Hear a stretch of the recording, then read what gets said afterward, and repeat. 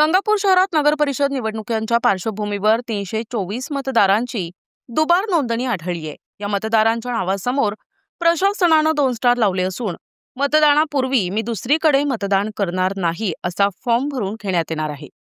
जिल्हाधिकारी डॉक्टर दिलीप स्वामी यांनी स्पष्ट सांगितलंय की दुबार नोंदणी हा गुन्हा असून दुबार मतदान करणाऱ्यांवर कारवाई केली जाईल। 2 डिसेंबरच्या मतदानाची तयारी तपासण्यासाठी त्यांनी गंगापूरला भेट देत पोलिंग बूथ सुरक्षा आणि साहित्याची प्रत्यक्ष पाहणी केली। शहरात वाढीव पोलीस बंदोबस्त, गस्त आणि आचारसंहितेचे काटेकोर पालन सुनिश्चित करण्यात येत आहे। आढावा बैठकीस निवडणूक निर्णय अधिकारी तथा तहसीलदार नवनाथ वगवाड, सहाय्यक निवडणूक अधिकारी आणि मुख्याधिकारी संतोष आगळे, अतिरिक्त सहाय्यक निवडणूक अधिकारी आणि नायब तहसीलदार सचिन वाघमारे, नायब तहसीलदार सुधाकर मोरे, गट शिक्षणाधिकारी अरविंद कापसे, विस्तार अधिकारी अनिल सगदेव, पोलीस निरीक्षक कुमार सिंग राठोड उपस्थित होते।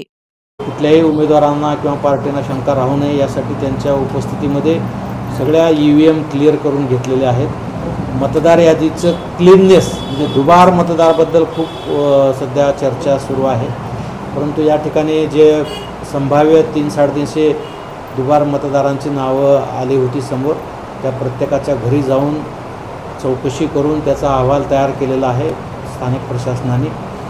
आणि मतदार यादी जी मतदान केंद्रावर जाणार आहे त्याच्यावर दुबार नावं असणाऱ्यापुढे 2 स्टार येणार आहेत आणि ज्यांचे 2 नावं आहेत ते परिशिष्ट 1 मध्ये त्यांच्याकडून भरून घेतलेलं आहे की ते कुठं मतदान करणार आहेत आणि त्यांना पण आवाहन केलेलं आहे की ते ज्या मतदारांचं दुबार ठिकाणी नाव आहे त्यांनी स्वतःहून वगळलं पाहिजे पुढच्या निवडणुकीच्यापर्यंत। परंतु आता फ्रीज झालेली मतदार यादी असल्यामुळं सध्या आपल्याला ते काय करता येणार नाही, पण एका मतदारांचं दुबार ठिकाणी मतदान होणार नाही हे बऱ्याच जणांच्या मनात भीती आहे, शंका आहे की दुबार नावं मतदार यादीमध्ये असले तरीसुद्धा एकाही मतदाराचं दुबार मतदान होणार नाही याची पूर्ण काळजी म्हणजे गंगापूर नगर परिषदमध्येच नाही तर पूर्ण जिल्हाभरामध्ये आम्ही घेतलेली आहे। त्यामुळं निश्चिंत राहावं की दुबार मतदान कुठेही होणार नाही आहे, कारण प्रशासन त्यासाठी दक्ष आहे।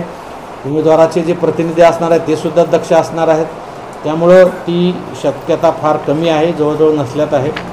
त्यामुळं त्याची काळजी करण्याचं काही कारण नाही आहे। कायदा सुव्यवस्था, निवडणूक प्रक्रिया आणि शहरातील वातावरण हे शांततेत राहील आणि पारदर्शक पद्धतीने निवडणुका होतील। प्रतिनिधी रमेश नेटके, NTV न्यूज मराठी, गंगापूर, छत्रपती संभाजीनगर।